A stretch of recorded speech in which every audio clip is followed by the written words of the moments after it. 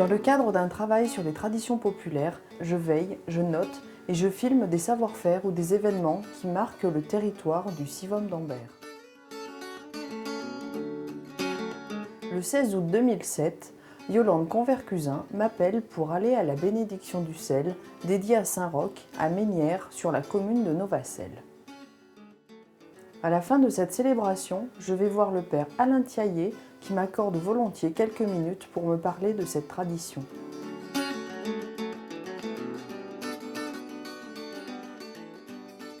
Saint-Roch, quand je suis arrivé ici, j'ai remarqué que beaucoup d'églises ou de chapelles avaient sa représentation soit en statue, comme ici, soit dans des vitraux. Et je me suis aperçu aussi, en rencontrant des gens, que le culte de Saint-Roch était très présent dans cette région du Livradois. Alors ça, j'en revenais pas. Non seulement je découvre un culte qui s'avère important ici, mais aussi un personnage auquel les gens semblent particulièrement attachés.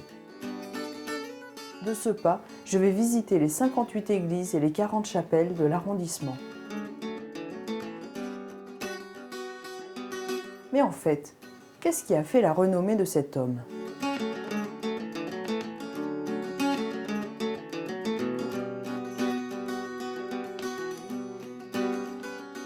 Roch est né vers 1350 dans une famille noble de Montpellier. C'est l'époque de la guerre de Cent Ans, de la peste noire et des grandes famines. Son père, Jean Roch de la Croix, administre la ville avec les 12 autres consuls. Sa mère, Dame Libère, accueille joyeusement ce fils si longtemps attendu. Fait étrange, il porte une croix rouge sur la poitrine. Il grandit dans un milieu profondément chrétien et étudie l'art de la médecine. Vers 17 ans, Roch perd ses parents.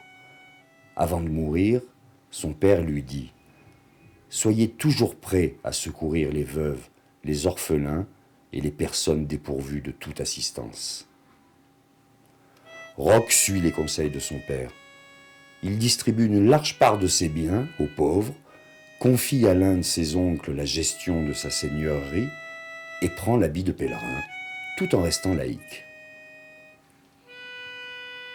Il part en Italie pour aller prier sur les tombeaux des apôtres, Saint Pierre et Saint Paul.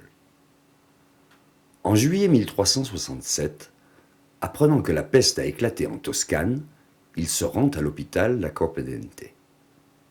Mettant en pratique l'enseignement médical qu'il a reçu, Roch associe des signes de croix et une invocation qu'un ange lui aurait enseignée.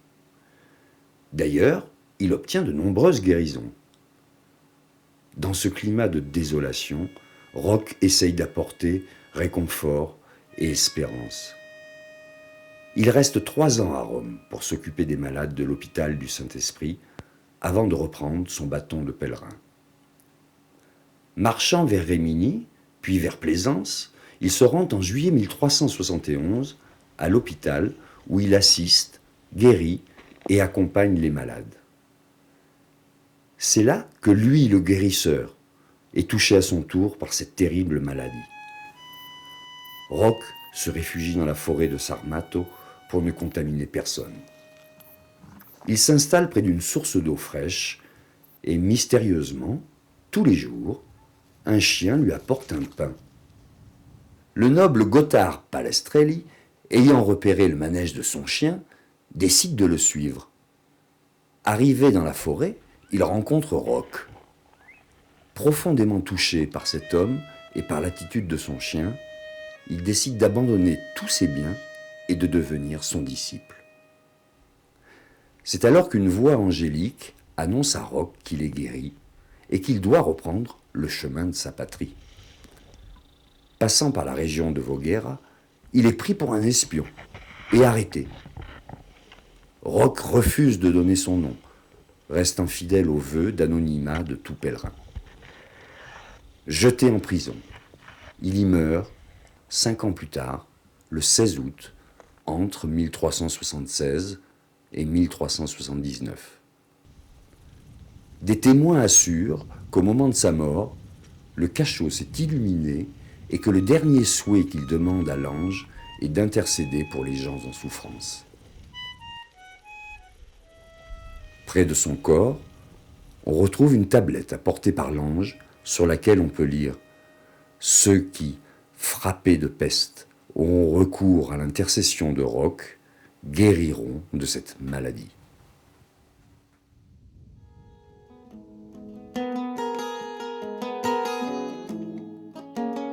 Un sacré parcours, qui finalement traduit l'iconographie de Saint Roch. Il relève sa tunique pour montrer la marque que la peste bubonique lui a infligée, sauf là où elle est suggérée. Comme Saint Roch et son chien. Cette expression populaire bien connue est employée pour désigner deux êtres inséparables. Fidèle, ce chien amène à Roch la nourriture de la terre dont il a besoin pour guérir. Il porte tous les accessoires traditionnels du pèlerin. Ayant tout abandonné, il se met sous la protection du ciel et porte sa pèlerine.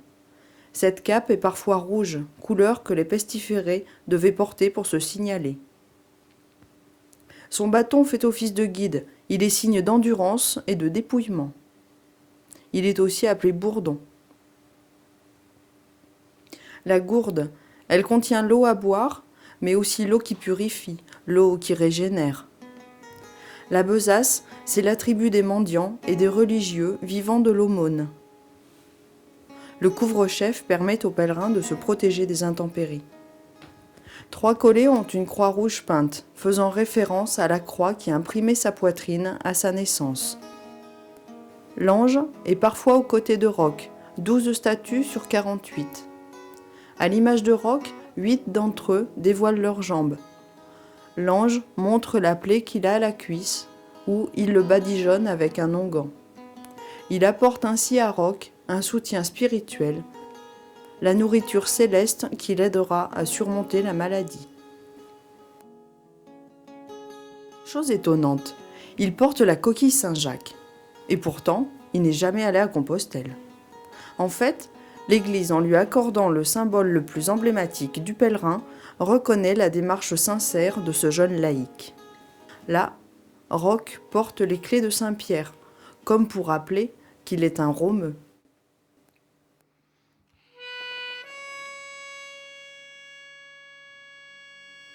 Son destin hors du commun n'explique pas pourquoi Saint Roch reste l'intercesseur le plus aimé du monde paysan. Pour saisir la dimension du personnage et de son culte, il faut le replacer dans son contexte historique. Les populations étaient totalement démunies face aux grandes épidémies du Moyen-Âge. Les traitements médicaux se limitant à utiliser des plantes, à pratiquer des saignées, à organiser des processions de flagellants ou à prier pour les saints. Roch est né alors que la peste noire frappait de plein fouet. L'Europe a perdu en 3 ans près de la moitié de ses habitants. En à peine un siècle, les miracles accomplis ont fait de Roch le médiateur des pestiférés. On peut dire que sa renommée est allée aussi vite que la peste. Un traitement contre la peste est trouvé en 1894, mais les gens continueront d'invoquer Saint Roch lors des épidémies de choléra. Il devient alors le protecteur des animaux.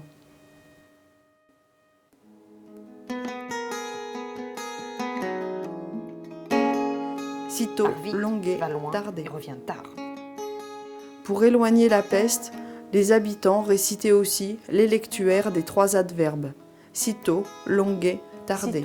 Part vite, va loin et revient tard. Cette citation pour tenir à l'écart les maladies contagieuses m'a rappelé toutes les croix d'épidémie que j'avais recensées. Sur l'arrondissement d'Ambert, il y a 14 croix avec des bubons.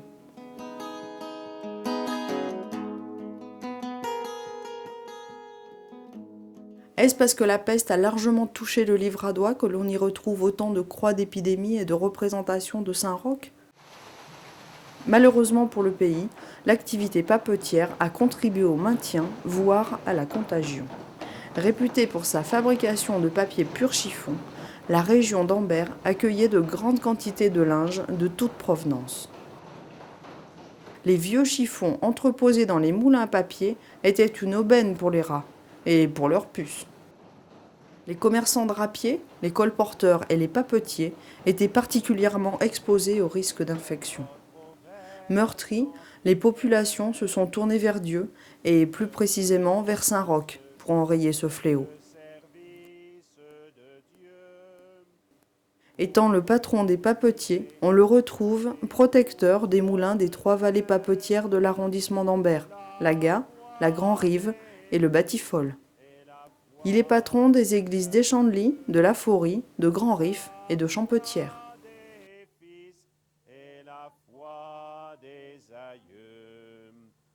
À Grand-Rif, il est célébré pour avoir sauvé d'une épidémie de fièvre afteuse les ovins de la commune.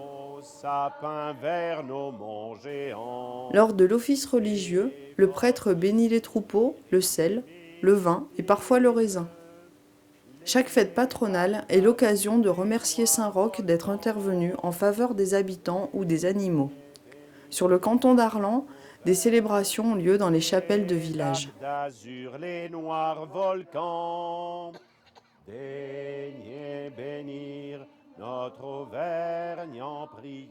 Voilà, chaque année, un peu à cette époque, autour de l'Assomption, autour de la fête de Saint-Roch, nous nous retrouvons ici.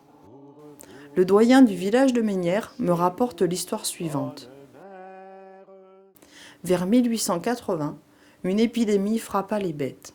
Les habitants, voyant mourir leurs vaches, ont décidé d'édifier une chapelle. Ils choisirent l'emplacement et commencèrent à sélectionner les pierres. Mais certains se disputèrent, ce qui amena le prêtre Thévenon à leur déclarer que, si c'était pour se chamailler, il ferait mieux de construire un abreuvoir pour leurs vaches. Les travaux reprirent, mais au lieu d'une chapelle, les villageois ont bâti un oratoire. Oratoire, ça vient du mot orare en latin qui veut dire prier. Un oratoire, c'est le lieu où l'on se rassemble pour prier Dieu par l'intercession ici de Saint-Roch. C'est le seul qui soit dédié à Saint-Roch sur la trentaine recensée dans l'arrondissement d'Ambert.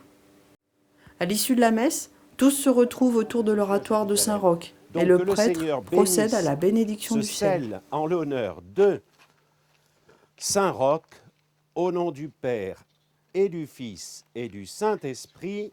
Amen. Chaque année, cette réserve de sel béni est distribuée aux animaux malades.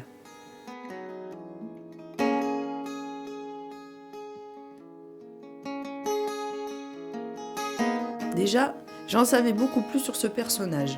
Je mesurais maintenant l'ampleur de son culte dans la région, mais il me manquait encore un élément. Pourquoi le sel ? Yolande Convercusin, vous savez, a écrit des livres sur le parler d'Ambert, entre autres. C'est une spécialiste d'histoire locale. Vous direz à Christelle de vous interviewer, c'est elle qui connaît tout. Alors, je suis retournée voir Yolande Convercusin, qui m'a fait part de ses recherches. Le sel, dans toutes les religions, est lié à cette idée de partage, comme on partage le pain et l'eau. Ainsi, les Grecs, les Hébreux et les Arabes, pour eux, le sel est un symbole d'amitié et d'hospitalité. On reçoit avec un bol de sel du pain et de l'eau. Le sel est un élément vital et qui existe dans l'homme.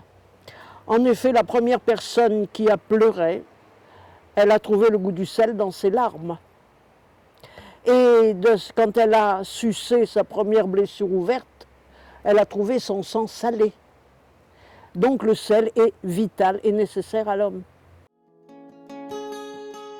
Le sel est donc devenu après une base d'échange, d'où vient le nom salaire, qui était la ration de sel. Alors tout élément a un côté positif et un côté négatif. Le trop est l'ennemi du bien. Le sel peut avoir un côté destructif. Des Romains, par exemple, lorsqu'ils avaient détruit une ville, ils jetaient du sel sur les ruines pour les rendre complètement stériles et aucune vie ne pouvait repousser. D'où élargissement du matériel au spirituel, puisqu'il absorbe l'humidité, il peut aussi absorber les émanations nocives. Donc il purifie Et ainsi, le prêtre l'utilise dans le baptême. Il en met quelques grains sur les lèvres du bébé et l'enfant est purifié par le baptême.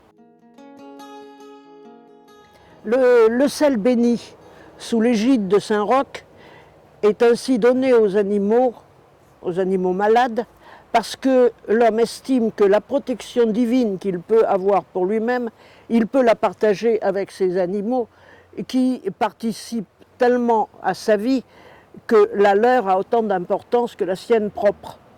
Donc ce qu'il peut mettre dans l'abreuvoir des vaches, il peut aussi le mettre dans sa soupe et l'effet sera le même.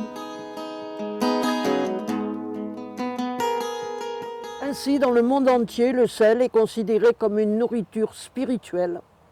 Et dans la Bible, Jésus dit à ses disciples, « Vous êtes le sel de la terre ».